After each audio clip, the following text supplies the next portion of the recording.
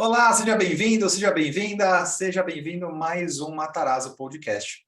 E hoje a gente vai inaugurar a sessão aqui, ou os podcasts, os episódios, saindo da área de pessoas, saindo da área de recursos humanos e começando a trazer os executivos lá da ponta, os executivos que estão lá na linha de frente. E hoje eu tenho um convidado muito bacana aqui, a gente vai falar um pouquinho sobre como a gente se conheceu, sobre como a gente voltou a se encontrar depois aí nesse mundo digital. E a ideia, então, é explorar aqui no Matarazzo Podcast os desafios e as angústias das posições de liderança. Então, vem com a gente, que hoje o tema vai ser bem bacana. Como a gente faz para manter os processos e alcançar as metas ao mesmo tempo que a gente desenvolve pessoas. Então, vem com a gente. Muito bem, pessoal. Hoje eu tenho aqui o Marieto, o André Marieto. A gente se conheceu lá como Marieto e o Matarazzo, né? André, seja bem-vindo, cara. Muito obrigado pelo seu tempo aí, pela disponibilidade da sua agenda. Tá, obrigado, Matarazzo. Prazer demais te encontrar, reconectar, né? Acho que o papo aqui vai ter bastante história legal aí para a gente trocar ideia e quem sabe ajudar a clarear alguma coisa aí nas pessoas. Legal. Eu gosto muito desse ponto. E acho que a gente tá. Eu sou do interior de São Paulo, né? Hoje eu moro em Atibaia, e aqui a gente fala muito ornar. E eu Aham. acho que orna muito assim, o pensamento que você tem da gente tentar devolver alguma coisa, né? E compartilhar esse conhecimento, tentar ajudar quem está ouvindo a gente. Então eu vou ornar com a sua ideia também. Eu acho que a vida proporcionou tantas experiências legais nessa trilha corporativa, nessa trilha de executivo, né? Coisas boas que ensinaram como não lidar ou como fazer diferente, e coisas também super boas que me colocou em posições legais. Que, puta, algumas coisas eu procurei, planejei para conseguir, e outras a vida me deu, né, a oportunidade. E por que não devolver e falar um pouquinho da experiência para ver se a gente consegue contribuir para o mundo, né? Acho que é um pouco da ideia. Super. Que delícia. Que legal. Eu acho que vai ser bem bacana esse ping-pong aqui. Ô Marieto, eu começo sempre aqui os nossos encontros, o Matarazzo Podcast, perguntando assim, como foi que a gente se conheceu? Cara, eu fiz essa reflexão, né, antes de estar aqui. A gente se conheceu em 2019, finalzinho de 2019, num hotel no México, mais precisamente em Guadalajara, né? Você estava fazendo um trabalho de primeira gestão com o time de líderes da Kraft Heinz no México. E eu estava, talvez, na minha terceira ou quarta semana de México, expatriado, sem saber falar espanhol direito, né? Assim, o que eu lembro muito é a sala do hotel cheia de líderes lá, você conduzindo o treinamento em espanhol e me jogaram lá e falaram, cara, senta aí e vamos ver. Então, tinha a confusão da língua, da operação, de todos os desafios. Então, é, quando a gente conhece gente no momento de dificuldade, grava na nossa vida, né? Então, você é um cara que está gravado aqui. Ah, que engraçado, cara, porque eu me lembro que eu falava assim, cara, é o melhor onboarding da vida, porque te botaram no fogo, né, com todos os líderes ali da companhia numa sala, o desafio da língua e o desafio da operação e a cultura, né, porque você não sabia quem era quem, como as coisas funcionavam ali, né? Exato, e um momento de uma operação que estava num momento de turnaround ali, difícil também. Então, É, é, te conheci no fogo e aí ficou para a vida. Uma experiência super rica. A gente vai falar um pouquinho também dessa experiência de México, e de como foi lá. que legal. Que legal. E eu acredito que você chegou no último módulo, né? Então eu já tinha uma proximidade com o time, né? Eu acho que eu vinha trabalhando talvez 2 anos já com eles, assim. E aí você ou talvez tenha sido o final do primeiro ano. É. E aí você chegou e sentou ali com a gente e era difícil mesmo pegar o processo de uma vez, né? Com todo mundo lá e já antenado na minha forma de trabalhar, nas minhas provocações, nas Eu não estava dinâmicas que a pegando nem gente a língua trazia. direito ainda, estava nem pegando o idioma direito, quanto mais todo o fluxo, mas o que eu lembro daquele momento, assim, Materazzi, eu acho que as coisas que a gente guarda para a vida, né, que como existem, até para momentos difíceis, né, até para momentos de primeira gestão ou de qualquer coisa de transformação de liderança, como existem formas de fazer mais fácil aquilo acontecer, né? Então, Foram 2 dias que a gente ficou junto, então eu entendi, cara, entendi onde estavam as dores, entendi que tinha um método seu ali construindo, e lembro do fechamento do treinamento, que foi um fechamento super positivo, né, de feedbacks bons, a energia do dia que eu cheguei, falei, cara, que energia tensa que tá aqui, a gente saiu do treinamento com uma outra energia, então, ali também me mostrou, cara, tem formas de aliviar aqui momentos de tensão através de um modelo, de um processo bem estruturado. Que legal. Legal, eu atuei bastante tempo com a Kraft Heinz, hoje eu estou um pouco mais distante, mas eu fiz Costa Rica há bastante tempo com a Camila e fiz o México com o Caio, né? E o Caio hoje é um grande amigo que está na minha ideia. Vamos provocar ele, depois vou mandar uma fotinha minha e sua para o Caio, porque ele desmarcou comigo. Caio, você tem que vir aqui, a gente quer fazer um podcast com você também. Eu não O posso Caio está em São Paulo também hoje. não posso nem brigar, porque eu sou fã do Caio, a gente viveu bons momentos de transformação no nosso negócio do México. Ele era o diretor de RH e eu estava liderando toda a parte de Revenue Management. Então, uma área de transformação. E sempre que a gente transforma algo com alguém, ou passa uma situação mais difícil com alguém, a gente se conecta muito, né? Então, o Caio é uma das pessoas que, além da competência, né, da pessoa que não dá para... Nem consigo apertar ele agora aqui atrás. Não, ele deve estar de férias. Que legal. Marieto, mas você estava falando do México, né? Pô, que legal. Eu tenho uma relação muito forte com o México. Morei bastante tempo fora do Brasil, em grande parte lá no México, né? Eu tenho grandes amigos em Guadalajara, eu morei em Puebla, morei na Cidade do México, e eu tenho muita vontade de ir para lá. Inclusive, eu estou indo agora, não sei, a gente deve publicar isso daqui perto de março de 23, e precisamente eu tenho uma grande viagem para Guadalajara, aí, Cidade do México. Legal. Agora em março de 23, e eu espero rever alguns amigos lá, né? Inclusive, tem gente daquela época da Kraft Heinz que ainda está morando por lá, a gente vai visitar também. Mas você não está mais no México, né? Me conta, onde que você está agora? Eu voltei para o Brasil na metade do ano passado, né, de 2022. E aí a história, primeiro, de onde eu tô, né, assim, o porquê que eu voltei para o Brasil, assim, eu fiquei 4 anos no México, né, em algumas posições lá, na operação nossa. E quando a gente chegou em outubro no México, eu e minha esposa descobrimos que a gente estava grávidos, né? Então a gente teve o Pedro lá, que nasceu distante do Brasil, distante da família, e assim, foi ótimo, né? Porque a gente é muito conectado, mas eu sentia no último ano a vontade de dar a oportunidade para o Pedro de viver Brasil, de vivenciar os avós, os primos. Então, eu vim construindo ao longo de 6 meses a volta para o Brasil, e a minha volta para o Brasil, ela aconteceu com um fato super legal da Kraft Heinz aqui no Brasil, que a gente comprou uma companhia, que é a Hemer, né, no início do ano passado. Então, nessa compra, houve uma estruturação do negócio aqui no Brasil, e aí eu consegui voltar. Então, eu voltei em junho para cá. Estou liderando hoje toda a área norte, nordeste, centro-oeste do país. Então, nessa área geográfica, eu pude escolher onde morar e fui super afortunado de poder escolher morar aqui no Ceará, estou em Fortaleza. Então, a gente está precisamente há uns 8 meses aqui em Fortaleza já, super bem instalado, super, super feliz aqui. Cara, mas agora eu perco amigo, não perco amizade. Sair de Cuiabá para ir para Fortaleza deu uma vista boa aí na praia, hein? No Cara, escritório. eu sou apaixonado por Cuiabá, né? Assim, eu sou um cara que eu fui sendo levado para muito distante de Cuiabá, né? Desde há 10 anos Ah, atrás, mas eu entendo que ali está minha raiz. Então, ali é meu porto seguro de reconexão. Mas eu saí de Cuiabá beleza. há 10 anos atrás, aí já tive a oportunidade de morar, deixa eu ver se eu lembro aqui, Manaus, Brasília, Rio de Janeiro, Goiás, Guadalajara, né? E fiquei 4 anos no México e volto agora aqui para Fortaleza. Então, o Cuiabá está no meu coração, mas ele já está distante na linha do tempo de viver assim. Então, Nossa. e essa é uma jornada legal do executivo que eu gosto, Matarazzo.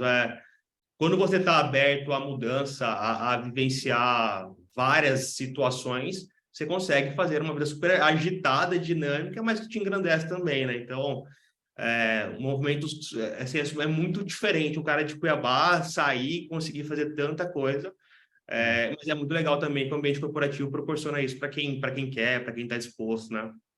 Que legal. Eu penso que sim, que a gente, quando tem rodinha nos pés, asas, né, para voar, a gente vai longe mesmo aí. E tudo bem querer ficar perto de casa, mas acho que histórias para contar você tem bastante. Exato, eu acho que tudo bem, né? Eu falo isso muito pro meu time, tudo bem querer ficar, não tem nenhum problema. Só que talvez querer ficar em Cuiabá e querer ser promovido e virar diretor em Cuiabá, talvez vai levar um pouco mais de tempo que levaria se você É, estivesse exposto. Então, é um é trade-off. um trade-off, né? É onde eu consigo ceder pensando no meu plano futuro de vida, né? Mas tudo bem, Legal. então, querer ficar. E lá em Goiás, você trabalhou em Nerópolis? Você trabalhou na Craft também ou em outro lugar? Não, eu Na trabalhei Heinz. Trabalhei quase 7 anos na Ambev, né? Começando em Cuiabá, Manaus, Brasília, pela Ambev. Aí, no finalzinho da minha vida de Ambev, né, aconteceu um movimento no Brasil, que foi quando o Abílio Diniz, ele assume a BRF como chefe do board e começa uma transformação na BRF e vai muita gente do grupo da Ambev para a BRF. Eu vou nesse movimento. Então, fico em Brasília, tocando uma área de preço, rentabilidade e toda a estratégia Uau. comercial.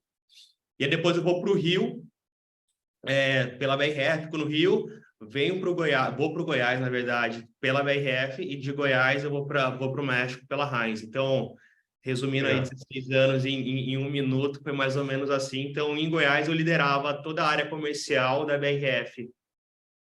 Que legal. Bem agitada, né? Bastante coisa aí para fazer, né? Que bacana. E aí, 4 anos no México. E aí você falou assim, que você fala para o seu time que tudo bem. Que time é esse? Qual é a sua posição atual? Você falou que você tem uma região geográfica grande aí, né? Então você está inserido dentro de uma área comercial. Qual que é o seu papel aí hoje? Qual que é a sua função? Minha função hoje eu sou o diretor do Norte, Nordeste e Centro-Oeste, né, da Kraft Heinz, né? Então, a Kraft Heinz, a gente comercializa os produtos da marca Heinz, marca Quero, e a marca Remy, que a gente adquiriu recentemente. E tem uma outra startup que a gente também tem uma participação no negócio, que chama BR Spice, né, que é uma área mais de temperos. Então, todas essas marcas sendo comercializadas no Norte, Nordeste e Centro-Oeste estão comigo, com o meu time. Meu time hoje tem praticamente 40 pessoas direta, e aí tem uma malha de time indireto um pouco maior também. E a gente se divide um pouco nessa gestão dessas 3 regiões gigantescas do país. Eu brinco muito que são 3 regiões, mas dentro dessas regiões existem vários Brasis dentro delas, né? Então a gente tem que saber entender que uma estratégia que a gente consegue aplicar em Salvador não tem nada a ver com a estratégia do Pará, que não tem nada a ver com a estratégia de Cuiabá, sabe? Então, a gente está numa jornada muito de conhecer o consumidor, de fato, dessas regiões e como eu consigo, de fato, falar com o consumidor da Bahia da forma que ele gosta de ser comunicado. Então, uma jornada muito, muito legal de construção que a gente está fazendo aqui. Que legal. E que belos desafios de portfólio de entender, né, o valor agregado para o cliente final. E o Brasil é muito grande mesmo, e nessas 3 regiões geográficas, que é grande também, acho que tem desde os sabores, temperos, né, até a forma de consumir. Por exemplo, eu sei que talvez eu corra o risco de ser cancelado, mas vamos combinar que não faz o mínimo sentido colocar ketchup na pizza, né? Não, nem a pau, tem que colocar assim. Tem que colocar para vender mais, né? Não, eu acho Não, não assim, dá. para quem não sabe, quando a gente sai com esse podcast sair, com certeza a gente vai estar na mídia tudo que a gente está fazendo com ketchup na pizza, que é assim uma ocasião. Ah, não faz isso, cara. A gente tá, eu acho que a gente está numa busca de, eu vou usar uma palavra que talvez eu possa errar aqui no mundo marqueteiro, mas a gente quer democratizar de fato o uso do ketchup, né? A gente quer sair do ketchup só. Eu sempre usei na pizza ketchup, eu acho um absurdo quem fala que não pode usar. E a gente começou essa brincadeira de entender como o ketchup pode ser usado, e a gente descobriu que a gente come ketchup com pipoca. E tá tudo bem, Tá tudo né? bem. Então a gente está nessa. Ketchup com pipoca passa aqui em São Paulo. Na pizza é proibido. Isso é um absurdo, mas a gente vai chegar no caminho aí nos próximos meses. É, que legal. Que legal. Eu tenho um amigo que trabalha bastante aqui com a gente, fazendo essas estratégias do marketing digital. O Caio, ele mora É outro cara. Ele mora, Caio do Rosário, ele mora em Angra dos Reis. E eu falo para ele que é porque a pizza tem que ser muito ruim para colocar ketchup. E ele fala que não, que justamente que o ketchup ele é o adereço que faz parte da comida da região, da casa dele, para praticamente todas as coisas, né? É interessante a gente pensar que existem muitos desafios, não só do ketchup, mas a gente pode falar do, sei lá, do açaí, né? Ou do piqui, ou de um restaurante maravilhoso lá de Cuiabá, que todas as vezes que eu vou para Cuiabá eu tenho que comer rodízio lá de jacaré, né? Comer uma carninha lá de vez em quando, totalmente bem organizado, né? Bem documentado. Mas o Brasil é muito grande e aí a comida realmente tem essas particularidades. Você trabalhando numa indústria de alimentos e bebidas, no caso alimentos, deve perceber esses movimentos de altos e baixos e também de sabores diferentes, interesses diferentes do público, né? Eu acho que não tem como, há muito tempo já não tem como, mas hoje com as mídias sociais fica mais latente isso. Você não consegue mais comunicar da mesma forma para todo mundo, né? Tá. E quando se trata de alimento, mais ainda, né? O paladar, ele é muito específico de cada região, às vezes de cada família. Então, como a gente consegue, né, ser uma multinacional que tem processo, que tem uma escala grande, como que a gente não deixa de comunicar com o consumidor lá na ponta, que gosta de comer ketchup com pipoca, e tem gente que não gosta de comer com pizza, e a gente quer educar esse cara que sim pode comer com pizza. Então, eu acho que essa é um pouco da maravilha que a gente tem hoje dessas grandes empresas de consumo, e o nosso negócio, estava conversando hoje com um par meu aqui, a gente estava discutindo uma coisa, eu falei, cara, a gente vende comida. Eu brinquei com ele, a gente não vende fusível de foguete. Não deveria ser complexo, é comida, é alegria na mesa do consumidor, é simplicidade. Então a gente tem uma jornada, e é muito parecido também com as outras companhias que eu vivi, né? Tanto a BR quanto a Ambev, como você consegue falar com o Matarazzo, né? E não falar com o público de São Paulo, de pessoas que comem comida X, né? Então, esse é um pouco do desafio atual, e que é legal ver isso, né? É legal estar participando disso, de como achar esses meios. Nem imagino o tamanho do seu desafio, porque o time também não é pequeno, né? Você tem 40, você tem líderes dentre esses 40, você é líder de líder, imagina, porque lá no México a gente estava falando de primeira gestão, agora você está numa posição de direção de uma região grande. Como é que funcionam seus layers de report aí? Eu tenho 5 pessoas diretamente comigo, né? Que são líderes de... Eu sou líder desses líderes, né? E aí essas 5 pessoas dividem o Brasil por área, né? Basicamente, e que tem uns reportes diretos até 2 layers para baixo em algumas situações. E tem todo um time corporativo que é meio que dot line para mim, né? No organograma, aquela linha pontilhada lá, que não está debaixo da minha estrutura, mas que tem interação comigo para me servir como sendo cliente deles. Então, é um time grande, é um time que a gente só consegue operacionalizar essa área gigante, conseguindo ter muito claro que existem papéis de liderança dentro do negócio, né? E que eu também tenho que confiar muito e ter as pessoas certas comigo, porque eu não vou conseguir olhar todos os 17 estados todos os dias. Então, eu preciso ter os líderes muito bem encaixados, que no final do dia eu brinco muito com eles, né? Eu me provoco para toda segunda-feira ter uma reunião com todos, né? Com todo o meu time. E eu brinco que eu não vendo uma caixa de ketchup, né? Há muito tempo, né? E eu fico até triste de falar isso, mas de fato eu não vendo, né? Assim, então quem vende quem está lá agora no Pará negociando, quem está agora em Campo Grande negociando, que é o nosso time de executivos. Então, fazer essa máquina estar azeitada e para que ela rode da melhor maneira possível é o meu grande desafio, né? Esse é o meu grande desafio do Marieto nessa atual posição. É, e, é bastante gente, né? Como que você teve que trocar peças do seu time? Você chegou, o time estava rodando. Você tem aí 1 ano e meio agora, Não, você tem os 7 meses. 7 meses, metade. 7 meses. Como é que você encontrou o time quando você chegou? Eu não mudei muito, Matarazzo. Acho que não é. Quando eu olho para o meu currículo, né, e eu começo a falar do meu currículo, a vida, como a gente estava falando antes de entrar aqui, né, a vida me oportunizou várias oportunidades diferentes, né, e assim, eu já passei por 3 movimentos grandes de turnarounds, né, que é uma companhia que a gente precisa transformar ela toda, né, Então, uma das coisas que eu aprendi, né, e com certeza eu errei lá no início, hoje eu aprendi é que quanto menos você mexe na estrutura inicialmente e você dá oportunidade para as pessoas que estão no negócio hoje se provarem, entrarem no jogo, entender a estratégia, você dá a oportunidade para que elas entrem no jogo, é muito melhor, né? Muito mais produtivo, muito mais justo com as pessoas, muito mais respeitoso com as pessoas e para a companhia também é muito melhor. Então, mudança, não fiz muita mudança grande de tirar pessoas.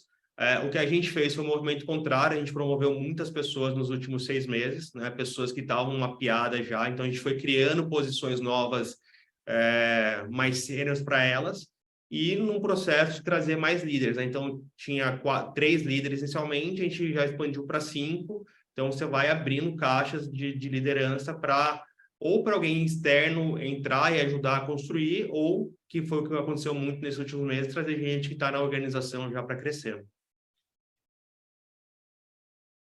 Interessante, eu fico pensando que é mais fácil trocar todo mundo, né?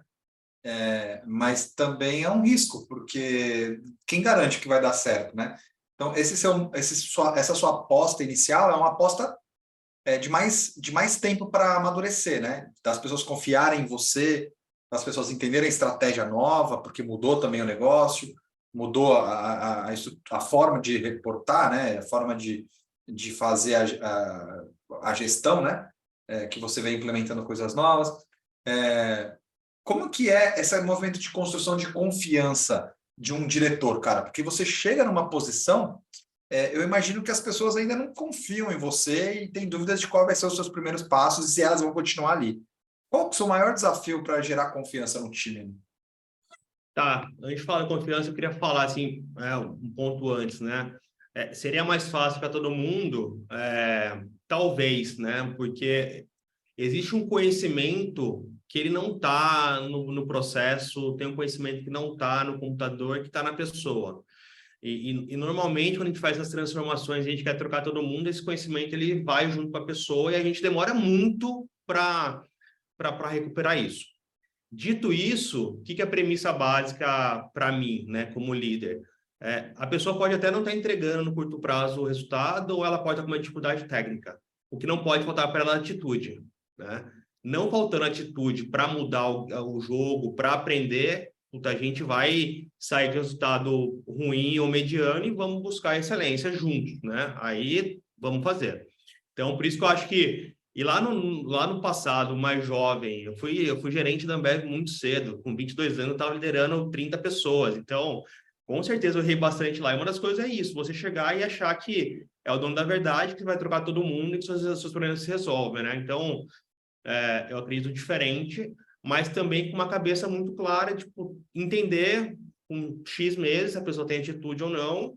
Tem atitude, vamos construir junto. Não tem, vamos... Eu falo muito de uma maneira sincera. Vamos dar oportunidade para as pessoas ser felizes em outro lugar, né? Porque aqui mudou tudo. Aqui, cara, vai ser difícil, essa pessoa não vai se adaptar, então que ela seja feliz e de uma maneira sincera, né? Seja feliz, vamos achar um outro lugar para você se adequar e seguir a sua vida profissional. E sobre a confiança, Matarazzo, acho que essas constantes mudanças que eu tive, tanto de empresa quanto de área, então eu comecei como vendedor na Ambev, aí eu passei por processo de vendas, por gerente de projetos da Ambev, olhava toda a parte de inovações, reporte do diretor, aí depois eu fui para o financeiro, aí eu vou para uma área de rentabilidade, aí eu vou para trade marketing, eu volto para comercial, vou para outro país. Então, tudo isso, de novo, a vida me oportunizou a entender que confiança você consegue construir de várias maneiras. Então, um exemplo do México, que eu cheguei para liderar um time grande no momento difícil da operação e que nem a língua eu falava direito, né? E a gente tinha um passivo de outros brasileiros que passaram pela operação, que não fizeram coisas tão legais de comportamento. E como que você chega sem falar língua e tendo que transformar? Então, naquele momento, eu ganhei a confiança do time, sendo muito humilde.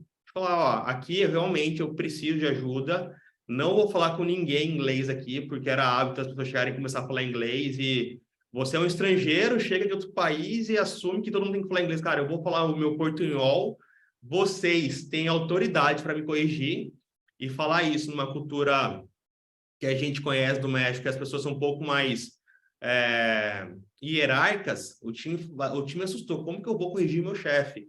Então, esse tipo de situações foi gerando a confiança que ajudou a construir os pilares para a transformação que a gente fez lá. Então, no México foi isso. Agora, aqui no Brasil, existe sempre a desconfiança. Eu sempre brinco que existem pessoas no time, quando você chega, elas querem te testar, né? Naturalmente, ela vai testar o seu conhecimento, vai testar a sua capacidade de liderança. E eu acho que, de novo, não tem uma resposta para generalista para resolver isso.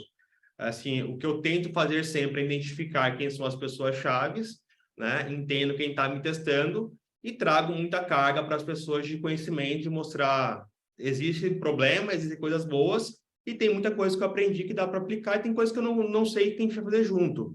Eu acho que essa forma de liderar sincera, com empatia, sem arrogância, ela gera conexão muito rápida com essa geração que está hoje no mercado de trabalho, né? Eu entrei no mercado de trabalho, era comando e controle.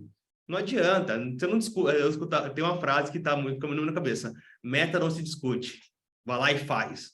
Não se discute. Era comando e controle. Hoje não funciona e não é nem legal isso. Então, confiança para mim é situação a situação, a experiência vai te dando ferramenta para você usar em cada situação o que mais se adequa ali, mas eu acho que empatia, humildade e nos momentos certos colocar todo o seu conhecimento para o time ficar confiante, o time ficar confortável, falar, entendi, está chegando agora, mas pô, conhece o que está fazendo, sabe a direção, já se provou. Cara, você acabou de dar uma aula, você percebe? Tem tanta coisa bacana, profunda. Que bom, que legal, que É. legal. Na verdade, O- assim, Materazzi, eu sou muito apaixonado por liderança. Ainda estou longe do que eu acho que eu posso ser um dia como líder, né? Não estou falando nem de posição, não é o cargo aqui, mas Uhum. e conseguir impactar a vida de pessoas para as pessoas serem melhores, né? Então, eu gosto de ler, né? Eu gosto de dedicar. Eu uso meus times como Legal. laboratório, né? Os meus times são verdadeiros laboratórios. Eu estou lendo agora o livro do Ada Grant, dos originais, e começou agora uma parte que está tratando de como criar filhos originais. Minha cabeça pensando aqui, o laboratório que eu Uau, fiz em casa com o Pedro. Então, esse exercício ele é legal, assim, eu me amarro. eu gostei. A gente fala muito, né, que as escolas são muito teóricas, a gente precisa de mais laboratório, né? É bom ter um laboratório, um espaço de segurança psicológica com o time e com o Pedrinho aí em casa. Que bacana. É. E eu gostei muito do seu processo de olhar a atitude, né? Acho que eu vou até colocar aqui embaixo o link de uma aula que eu falo que a atitude é mais importante que o conhecimento técnico. Então você traz isso, você analisa a atitude, você dá informação, comunicação, traz conhecimento técnico e olha quem está disposto, né? A aprender, a crescer, a fazer diferente. E isso exige tempo e exige proximidade também, né, da liderança. Por isso que eu digo que é mais fácil para o líder, porque muitas vezes a gente percebe que essa primeira atitude de trocar parte do time e trazer gente do qual eu confio, isso acontece muito, né? A gente traz gente que eu trabalhei antes. Ela vai te trazer mais segurança emocional, psicológica no seu time, mas, cara, o processo se desmonta na ponta, né? O relacionamento com o cliente final, o entendimento do cara que come ketchup ali ou lá, ele vai embora porque não está no sistema isso, né? Não está no playbook do processo. Cara, eu gostei muito de muitas coisas que você falou e eu vou fazer alguns recortes, vou destacar algumas falas suas e eu acho que o processo de construção de confiança ele exige um pouco da humildade que você falou. Muita gente não tem mesmo no mundo corporativo. Eu me lembro de uma vez, André, uma entrevista que a gente conduziu com o presidente da Tigre, Tubos e Conexões Tigre. E a gente estava fazendo uma entrevista com ele porque eu tinha um programa de trainee para entregar em algum momento, junto com a minha colega Cíntia Martins. E aí a Cíntia perguntou para ele, qual que é o primeiro recado que você quer que a gente dá para os trainees, né? Aí ele virou e falou assim, que eles aposentem o ego. Cara, isso para mim foi muito bacana, porque a gente, na teoria a gente traz o trainee para revolucionar. Isso estou falando de 2016, talvez, 17? para trazer coisa nova, para inovar. 2 anos da empresa. Que seja, que queira ficar no meu lugar, né? Assim, coitado. E aí ele trouxe esse ponto, que o training deveria aposentar o ego. Eu gosto muito disso, e humildade acho que tem conexão, né? Não, total.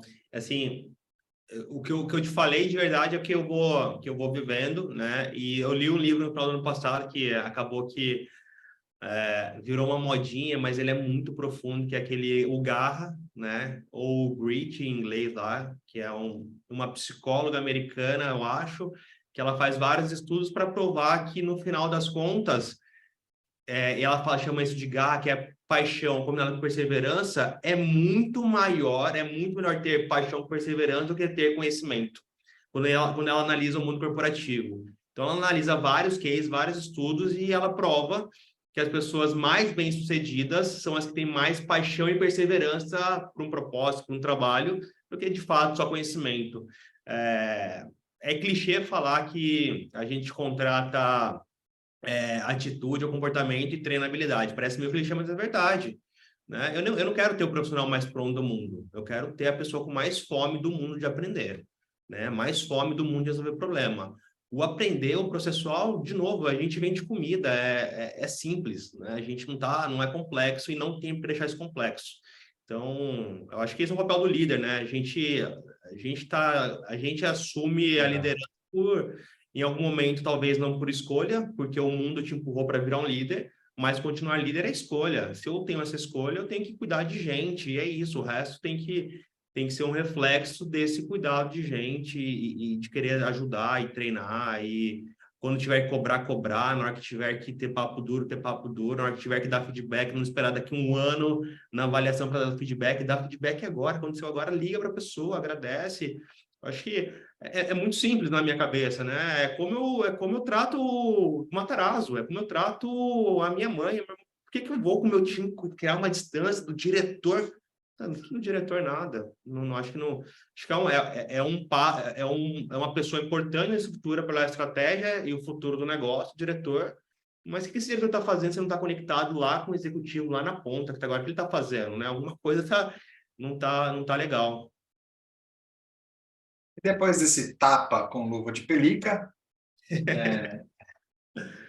eu gosto muito disso, cara, porque a gente percebe que o papel da liderança sênior é traduzir a estratégia mesmo e desdobrar para os times, considerando a realidade de cada time, né, de cada local, de cada região, como está na sua mão aí. Mas você falou assim, é clichê, né, falar a gente tem que contratar mais comportamento e atitude. Cara, é clichê talvez o nosso métier hoje, que a gente já está falando disso há mais tempo, né, que a gente já está discutindo isso. Mas quando a gente pega a média empresa familiar, empresa que ainda está estruturando, cara, a gente atende muito aqui empresas que precisam trazer playbooks de liderança, porque começaram agora a reestruturar os seus processos e saindo do RH DPzão, indo para um RH um pouco mais estratégico, um pouco mais de pensar em pessoas. E não é a empresa tradicional, uma fábrica do interior do Brasil. Não, a gente tem empresas de tecnologia aqui que tem um time fenomenal de recrutamento e seleção, de atração, e não tem gente para cuidar de gente. Então a gente costuma dizer, cara, liderança é simples, é cuidar de pessoas e processos.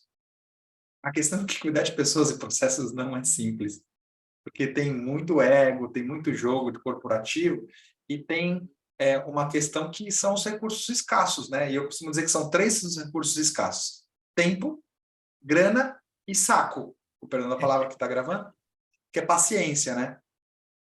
Não está na bibliografia, né? Eu vou Mas anotar. paciência. Cara, tem hora que você não tem mais paciência para lidar com um processo extremamente burocrático. Peraí, segura aí, não. Essa não é simples, não. Peraí, não é. São 3 os recursos escassos. Eu Lembra da falava nossa aula sempre de gestão de dois. projetos? Eu falava sempre de 2. O saco eu vou anotar aqui, que é Pode essa anotar. tempo. Grana e paciência, né? Se Dinheiro. você encontrar a Não, bibliografia. paciência não. Se eu escrever o livro 3 aqui, Saco. vai ser paciência, né? Saco. Saco. Putz. Não, eu acho total alinhado. E eu acho que também tem um papo que eu acho que é a grande armadilha não vou nem falar do líder, mas a pessoa que vai subindo alguns degraus na corporação, que você vai cada vez mais distanciando lá da operação, né? E aí você passa a não ter tempo para gente. Você não tem tempo para conversar, você não tem tempo para viajar com o seu time, você não tem tempo para no cliente. Aí você começa a não ter tempo para fazer o que é o papel do líder, né? Então, eu acho que esse é o grande, eu acho que é uma das grandes armadilhas de quando você vai assumindo posições, né? Mas é também um pouquinho do que você falou, né? Abandonar o ego. Não tem o ego. Amanhã eu pego um voo 4:30 da manhã para estar em São Paulo, ter uma reunião na sexta-feira. E eu estou feliz porque eu vou conectar com o meu time que está lá, mesmo que eu não olho para São Paulo, mas eu tenho um parte do meu time que está lá resolvendo algumas coisas, que eu vou estar numa agenda com eles, que eu vou sair para jantar com eles amanhã. Né? Semana que vem eu vou estar no Pará, eu vou sair para jantar com o meu time que está lá, para a gente, sabe? Então, se eu não tiver prazer nisso, puta, deu ruim.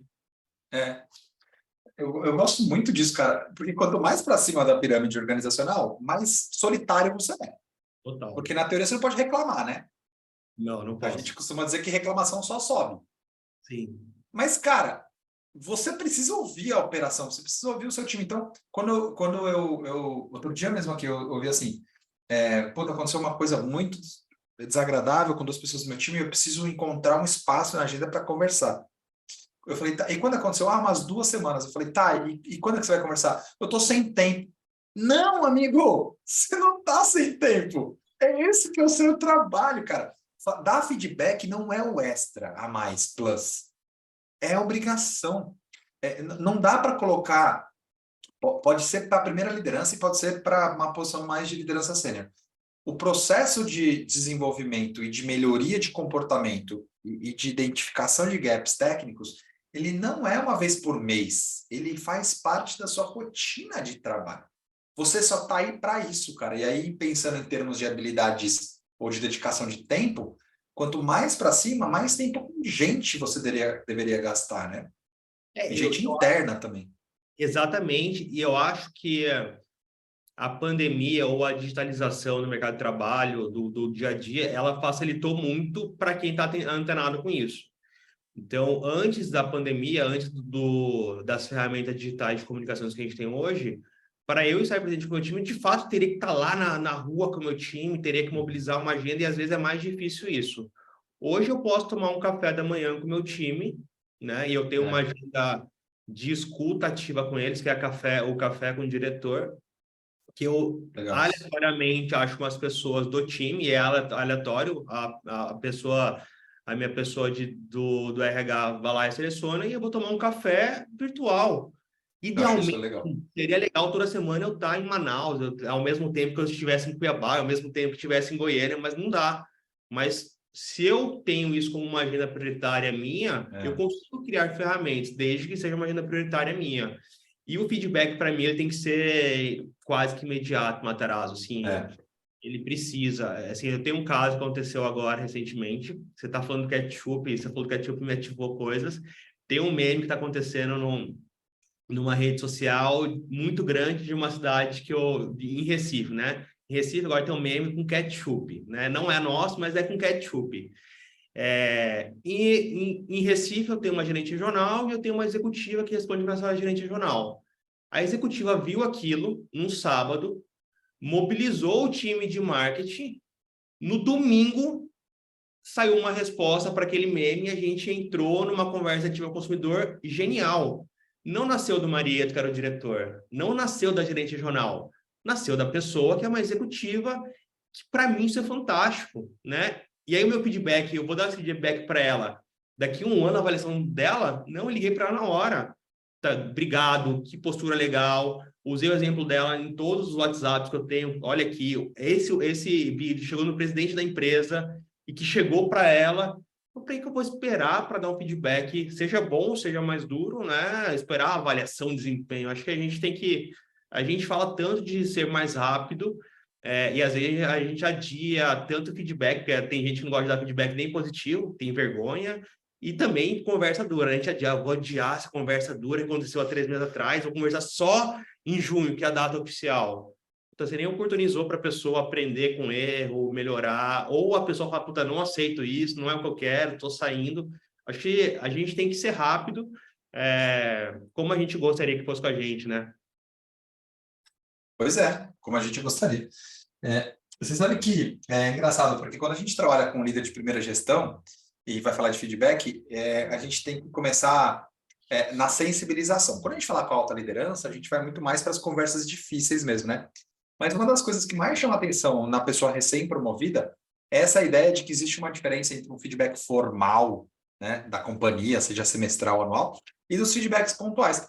Cara, eu me lembro de um rapaz que trabalhava aqui numa grande companhia aqui, fez parte de um programa de liderança, que ele falava assim para mim, cara, eu anoto tudo que acontece com o meu time, tudo, todos os comportamentos positivos, todos os comportamentos negativos, mas eu vou usar a minha livretinha quando chegar a hora, né? Senão eu vou ter que acionar o cara toda semana.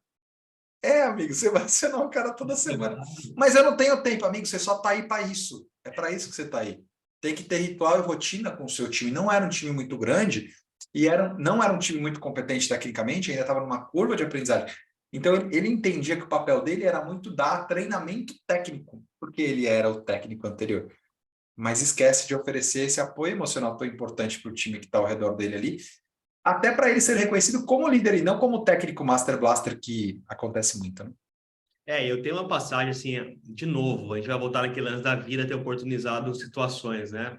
Na Ambev, em Cuiabá, devia ser 2008, 2009, eu era vendedor e eu tinha um cara que era meu supervisor, que era meu chefe imediato, que é um grande amigo hoje, assim, um grande amigo, que um dia ele me botou, acabou o dia e eu era um vendedor de contas grandes, com pouca idade, eu achava que ia virar diretor em 2 anos, sabe? Toda aquela euforia que também o modelo da Ambev estimula, que você vai crescer. E aí esse cara chegou num dia do nada e me botou numa sala, eu lembro como se fosse hoje, assim, não era nem uma sala, era um auditório, eu e ele numa cadeira, e ele começou a me falar um monte de coisa, tipo de 3, 4 semanas atrás, de situações. E eu fui escutando aquilo na minha imaturidade, eu fui me enchendo daquilo, eu falei, cara, por que esse cara não me falou antes? Ontem esse cara me abraçou, me deu um bom dia, por que esse cara não me falou antes? E aquilo foi me enchendo e eu devolvi para ele, e até hoje ele me zoa com isso, né? Eu falei, cara, você encheu tanto o seu pote durante 3 semanas e tá me jogando isso agora? Essa foi a minha resposta para ele, cara, nem quero saber disso mais, cara, eu vou até mudar isso, mas nem quero mais ouvir. E a gente brigou, né? Ele era meu chefe, eu, na minha empáfia juvenil, brigamos ali, Quem né? nunca? Se acertou, mas ficou para mim a mensagem ali de 2008, no início da minha carreira, falar, cara, fala, né? Preferir você gerar dureza agora, nesse momento, do que 3 semanas atrás, cara, eu errei, talvez eu errei mesmo, não foi nem com intenção, eu errei, cara, me falasse na hora, a gente, puta, apertava a mão, tomava uma cerveja, desculpa, vamos seguir a vida, agora você esperou tudo isso, e foi acumulando mais coisas, eu continuei errando mais coisas, fui botando mais coisas no pacote, então isso me ensinou também isso, Matarazzo, não dá, cara, assim, para mim, claro que idealmente é falar sempre na mesma hora, às vezes não funciona, mas existe uma responsabilidade não deixar passar mais de 2 dias sem falar e parar e entender com a pessoa, não dá, não dá. É isso. Tem que ser o mais próximo possível do acontecimento, vírgula, desde quando o sangue já esteja fluindo normalmente. E Exato, você tenha um espaço adequado, né? Um timing adequado ali, que senão também não vale a pena. às vezes o terceiro recurso que você colocou lá, o saco, às vezes ele tá tão É, difícil que é é, melhor respirar e estruturar, porque no final do dia o feedback duro ou positivo ele tem que levar para algum lugar, né? O é, positivo tem que levar para perdurar e estimular mais ações como aquela, e o duro tem que ser de uma forma que é ou para a pessoa de fato mudar ou a pessoa entender que é, ela não está mais no jogo, né? é, Mas tem que levar para algum lugar o feedback. tem. Eu acho que a pergunta que eu gosto muito quando alguém tá bem assim, esse meu sangue italiano também, eu preciso respirar de vez em quando. Mas quando alguém chega bem assim, chateado, sabe? Dolorido, e me pede ajuda para ter uma conversa mais difícil, a minha primeira pergunta é: qual é a sua intenção? Legal. Eu quero logo falar para ela, não pode acontecer, eu tô puto, eu quero extravasar, não sei o que. Eu falei, tá bom, então peraí, você quer gritar? Ela falou, eu quero gritar. Eu falei, então grita. Ela, mas como? Eu não posso gritar. Eu falei, lógico que pode. Pega o carro, vai na BR, grita e volta para trabalhar. Não vai gritar com as pessoas, né? Mas quem disse que você não pode gritar? Somos seres humanos, no final das contas. Eu quero chorar. Pode chorar, vai no banheiro, chora 2 minutinhos, volta para trabalhar.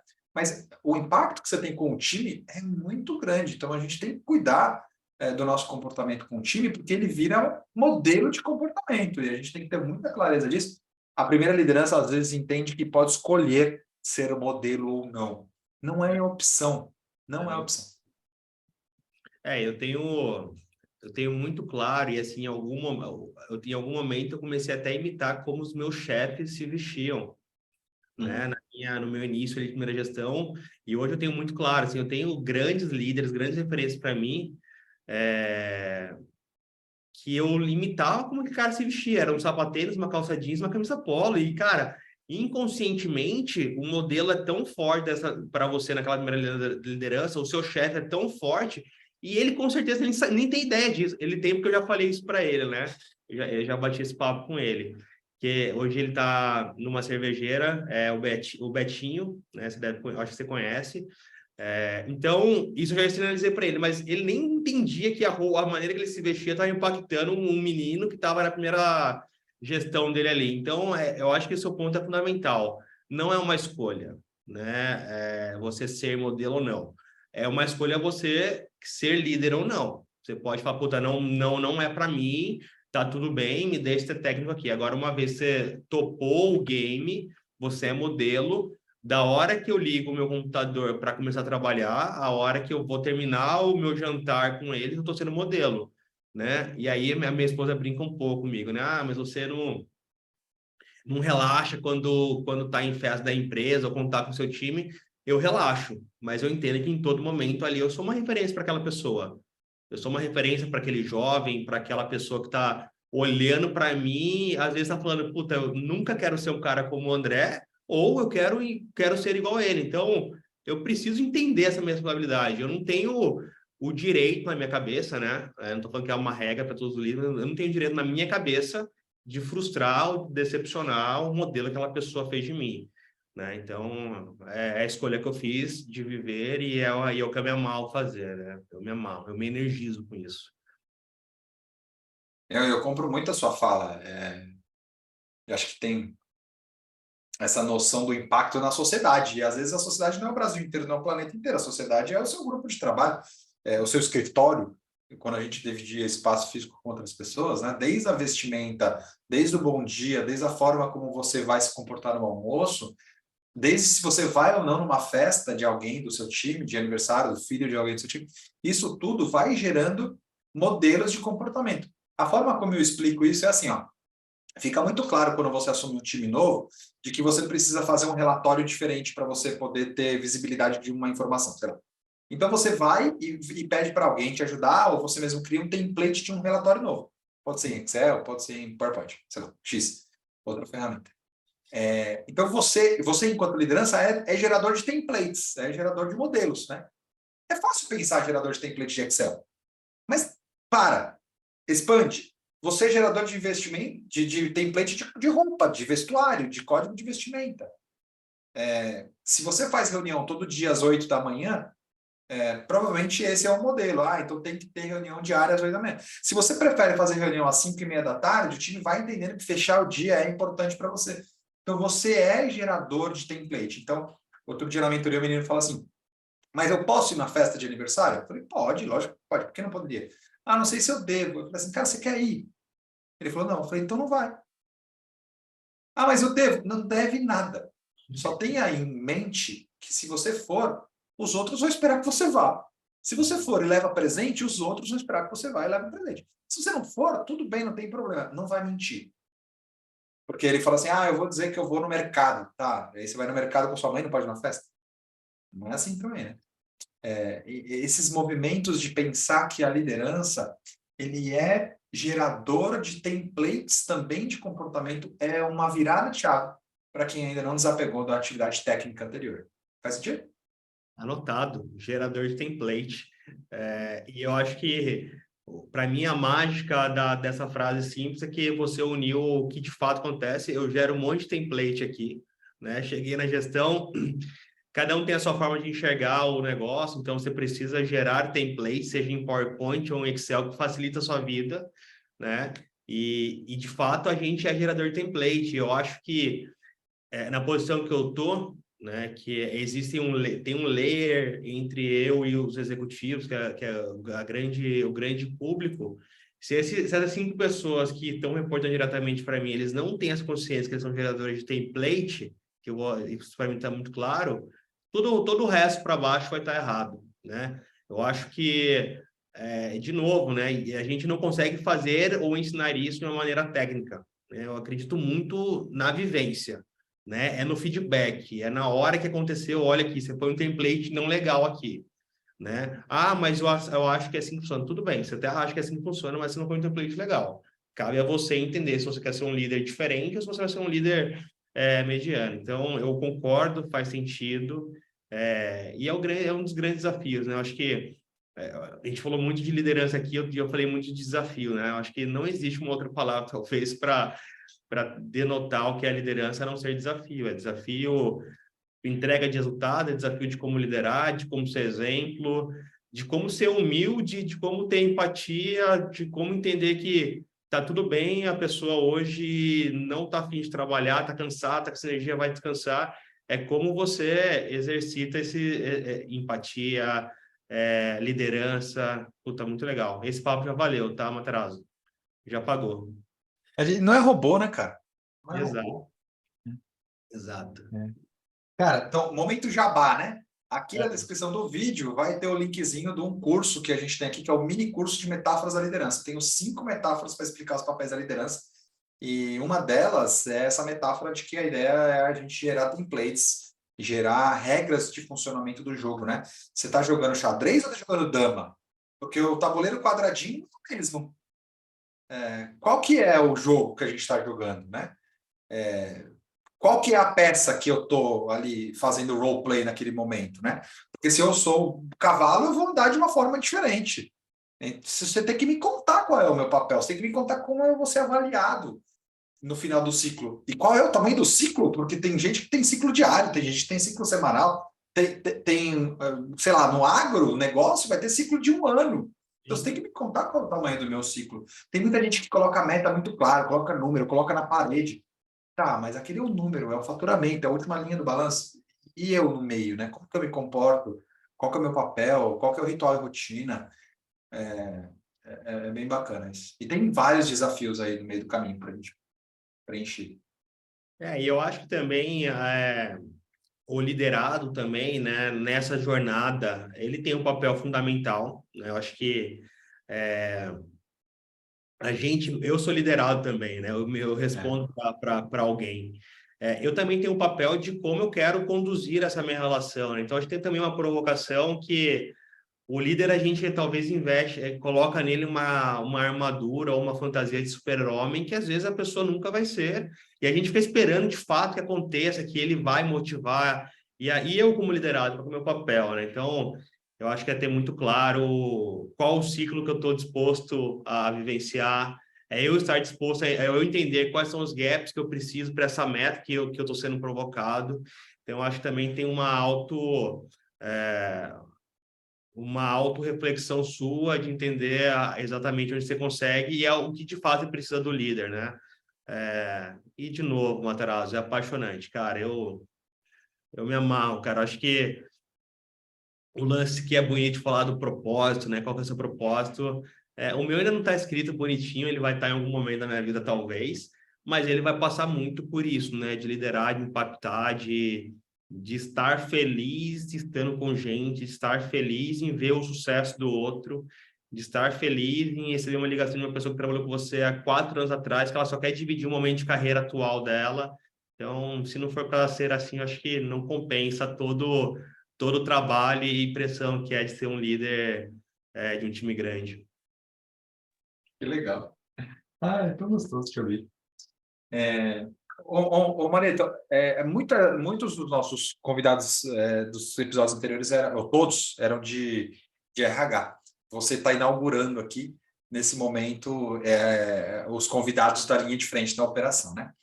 Então, lá para o time de RH, eu falava assim, cara, qual é o desafio, né, de desenvolver a liderança da empresa, o desafio da cultura e tudo mais.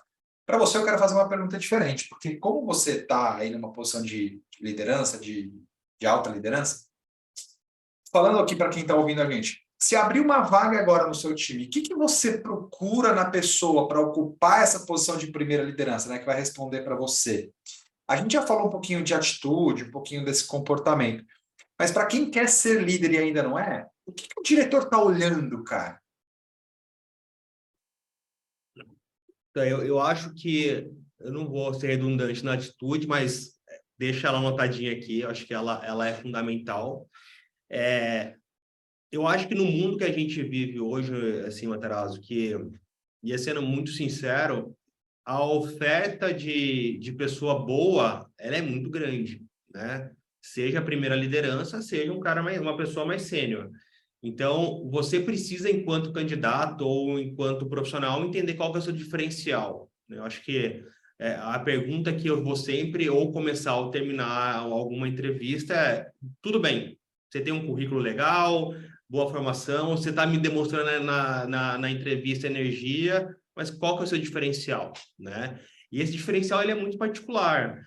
Talvez o diferencial do Marieto é que eu vivi muitas áreas diferentes em várias, em 3 empresas e com oportunidade de viver fora do país. Eu tenho alguma adaptabilidade maior que talvez a média das pessoas que estão nesse meu estágio, que é um estágio ainda de mediano, não tô longe de estar onde dá para chegar. Então, o meu diferencial talvez seja uma adaptabilidade maior que o dos demais. E a sua, enquanto candidato? Né? E eu acho que, de novo, Materazzo, eu acredito muito na pessoa saber, né? Acho que a gente sempre denota para o outro, né? A pessoa, a empresa vai me falar qual é o perfil que ela requer. Tudo bem, o básico vai estar ali. Mas o que eu aqui nessa empresa vou fazer que ninguém vai fazer?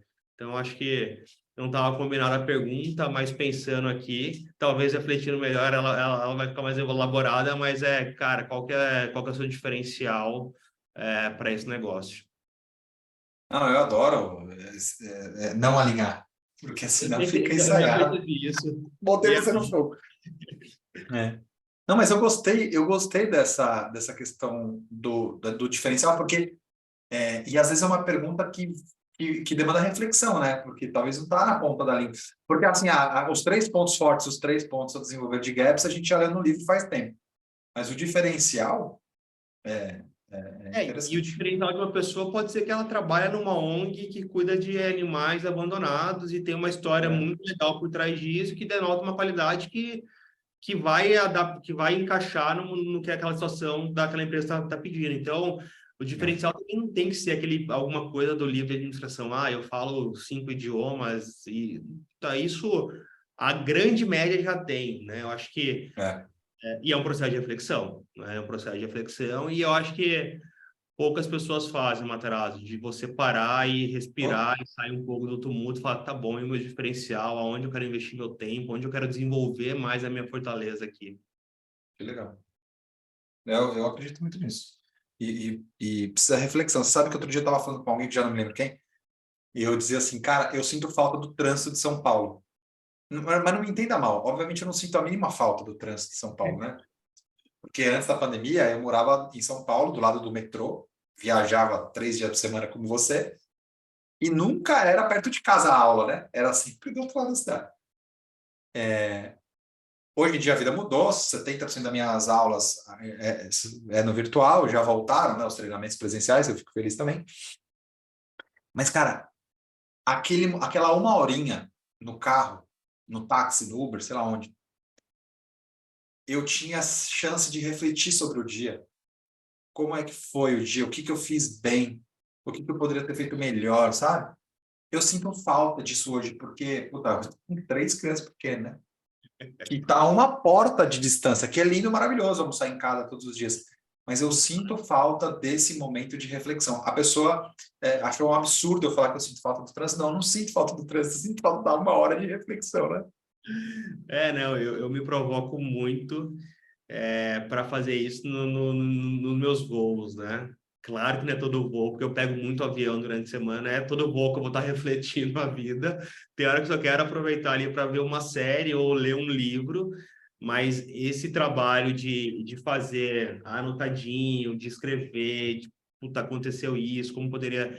Esse processo, para mim, ele é genial, Matarazzo. Ele dói no início. Começar ele é chato, é antinatural, né, ao nosso modelo de pensar. Mas depois que a gente pega a vantagem que isso traz e você consegue depurar, e cada vez mais nas posições de liderança, você precisa ser mais pontual, ser mais claro, deixar de ser tão prolixo, falar, tá bom, tem muita coisa acontecendo, mas a gente vai fazer duas coisas aqui, né? É duas coisas porque a gente refletiu A mais B e é isso que a gente vai fazer. Então, tem que refletir. Eu me provoco muito com a agenda, né? Eu sou um defensor que eu nunca vou ser refém da agenda de alguém, né? Claro que é uma utopia, porque às vezes eu sou, de fato, mas que não pode ser mais de 30% da minha agenda tomada por outras pessoas. Então, dentro da minha agenda, hoje é um dia de reflexão. Hoje é um dia que eu paro, olho para o que está acontecendo, para onde eu vou, aonde que a gente está caminhando, onde que não está andando, e está tudo bem eu congelar minha agenda um dia, né? Claro que eu não estou no mosteiro, meu time me ligar, eu vou atender, a gente vai conversar, mas é um dia que eu estou refletindo o meu negócio. Se eu sou um cara que tenho que olhar para o futuro e garantir o médio prazo do negócio, como que eu não vou refletir se eu estou fazendo bem ou não? Como que eu vou deixar só o turbilhão me pegar, né? Então, a gente precisa ter, e a agenda, eu acho que todo esse negócio de reflexão nasce em ter uma agenda super estruturada, e você sabe falar não, né? Falar não para várias agendas também que não são producentes. Cara, saber falar não, eu acho que o executivo precisa aprender muito aqui, né? Enquanto a gente vai ser provavelmente invadido aqui nesse momento né, do horário da volta das escolinhas, né? E aí, deixa eu te perguntar uma coisa, então, nesse cenário, né? Para onde você está indo, cara? Qual é o seu próximo passo? Já fomos invadidos, senhoras e senhores, não é mais pandemia, não sei se acabou ou não, mas enfim, a gente está aqui na vida real, né? Enquanto eles estão te olhando, e eu não vou cortar, gente, que vocês estão Não, tá aí, eu mostro lindo, também. tá lindo. Eu vou Me chamar diz o uma Pedro. coisa, o Gael está aqui, a Elis está aqui, e o Pedro, daqui a pouco bota o Pedrinho aí. Para onde você está indo, cara? Para onde que o Marieto vai? Tem coisas que eu consigo falar aqui, né? E tem coisas que ainda são processos de construção, né? Mas onde está o meu coração, né? Hoje, né? Meu coração está em realizar essa minha volta para o Brasil, né? Tem muita coisa de construção, tanto no âmbito pessoal, né, de conectar a família, de conectar tudo isso que fazia falta. Então, tem um capítulo muito importante pessoal e tem um capítulo profissional que tem vários caminhos, né? O Marieto hoje está muito focado em fazer a transformação que a gente precisa fazer nesses estados que a gente está comentando aqui, né? Centro-Oeste, Norte, Nordeste, olhando para Kraft Heinz, Quero, Hemer, BR Spice, então tem bastante coisa para transformar aqui, mas quando eu olho para o longo prazo, aí pode ser voltar para um outro país, sair do Brasil novamente, assumir uma operação aqui ou fora. Então, o meu coração, hoje, ele está em acalmar, né? Eu preciso dar estabilidade aqui para casa também, não dá para provocar uma outra mudança com a esposa e com o filho novo, senão eu sou despejado de casa. Mas ao mesmo tempo tem essa ânsia de executivo, de querer fazer coisa grande, e de novo, né? Eu sou muito aberto à mudança, então pode ser que daqui o próximo passo pode ser voltar para o México, pode ser ir para o Paraguai, pode ser ir para o Rio de Janeiro. Eu acho que caminhos existem, né? Eu acho que é uma construção muito legal que a gente vai fazer nos próximos anos. Eu ia falar meses, a cabeça falou, não, mês não, cara, fala ano, fala Chega, ano. né? Chega, né? A Carol vai assistir isso aqui. Fechar o ciclo. Senão ela dá o cartão aí, amarelo, pelo menos. Eu gosto muito desse seu espírito livre, cara, de rodar mesmo, assim. Tem muita gente que vai para fora, e é muito legal, né, cara, quando a gente tem essa oportunidade de experimentar, né, um outro país, uma outra língua. Eu acho que a inteligência cultural nossa dá um salto, assim, quântico. Mas tem muita gente que volta e fala, não quero mais, né? E você está deixando essa porta aberta, é interessante. Não, eu voltei achando que essa porta tá fechada. Aí a Carol, tem 2 dias atrás, ela falou, e aí, como tá? Eu falei, ela tem vontade de sair do É. Brasil pela experiência. Eu falei, começa a pensar. Ela, que bom. Eu falei, não, mas calma, não tem nada Deixa eu combinado. fechar meu ciclo aqui, né? Então, o coração está muito feliz agora, a gente tem muito trabalho, o time é muito legal, acho que a operação do Brasil vive um momento super legal de estar, né? incluído, tanto de operação, mas também das pessoas que trabalham aqui. Mas pelo meu histórico aí de ficar rodando igual um maluco, acho que em algum momento volta, mas o coração está aberto para onde Deus apontar e for o caminho. É esse espírito livre dos executivos que estão com asas para voar. Que legal, que legal. Amigo, não sei como agradecer sua agenda, seu tempo, seu espaço. Você falou uma coisa que é legal. Eu separei um espaço para reflexão, para pensar, para bater esse papo comigo. Quem foi que disse que a gente não precisa de tempo para pensar a área, né? Para que seja mais ágil, mais eficiente, com fluxo menos travado? Às vezes os executivos acham que tem que ter agenda lotada. Calma, né? A gente precisa pensar também nas pessoas, né? Na estratégia, nos processos. Porque assim, qual que é o fluxo? Não vou falar que é padrão, mas o errado. Você vai lá e planeja o seu ano seguinte, ali para outubro, novembro, faz um monte de plano e começa em janeiro a operar um negócio, operar. Uma vez por mês você talvez para rápido para o resultado, mas no outro mês já está operando de novo, operando.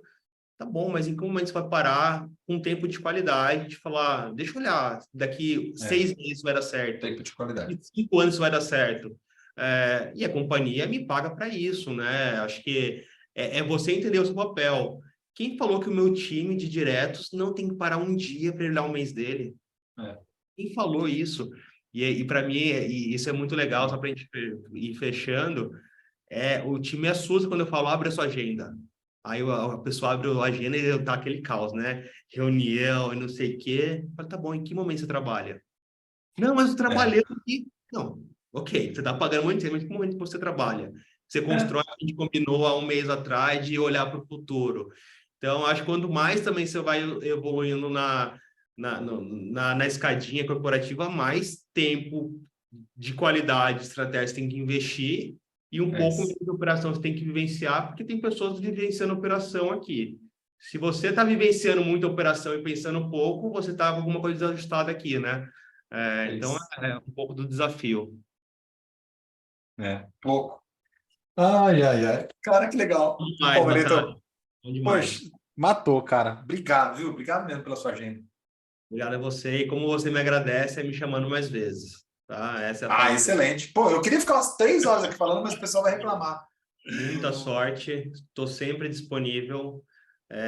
Tomara que a gente faça projetos no offline também juntos aqui, né? Acho que tem uma cabeça sua, é uma experiência muito boa para ajudar os desafios que a gente precisa, tá? E conta comigo, foi um prazerzaço. Obrigado. Então, sempre à disposição. Vamos rodar uma live, né? Vamos rodar uma live aí qualquer dia também. Estou contigo. Obrigado. Valeu. E para você que ficou com a gente aqui até agora, muito obrigado pela sua presença, seja aqui no YouTube, seja aqui no Spotify, em outros canais aí de podcast também. Eu nunca lembro qual que é o script final, mas clica aqui embaixo no se inscrever, dá um like, compartilha com quem você acha que faz sentido aqui a gente discutir as angústias e desafios da liderança. Muito obrigado pela sua presença e nos vemos na próxima. Até mais.